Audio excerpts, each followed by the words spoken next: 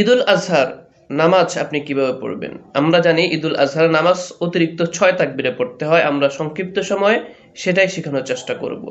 প্রথমে আপনি আল্লাহু আকবার তাকবীরে তাহরিমা প্রথম তাকবীরের পর হাত বাঁধবেন। এরপরে সানা পড়বেন।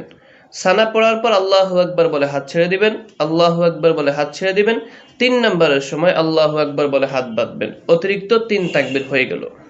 এরপর সূরা ফাতিহা, এরপর অন্য কোনো সূরা মিলিয়ে রুকুতে চলে যাবেন। রুকু সেজদা করার পর যথারীতি আবার দাঁড়িয়ে যাবেন। দাঁড়িয়ে প্রথমে সূরা ফাতিহা, এরপর অন্য কোনো সূরা সাথে মিলাবেন। এরপর রুকুতে যাওয়ার আগে আল্লাহু আকবার বলে কান পর্যন্ত হাত তুলে হাত ছেড়ে দিবেন। আবার আল্লাহু আকবার বলে কান পর্যন্ত হাত তুলে হাত ছেড়ে দিবেন। তৃতীয়বার আল্লাহু আকবার বলে কান পর্যন্ত হাত তুলবেন, এরপরে ছাড়বেন।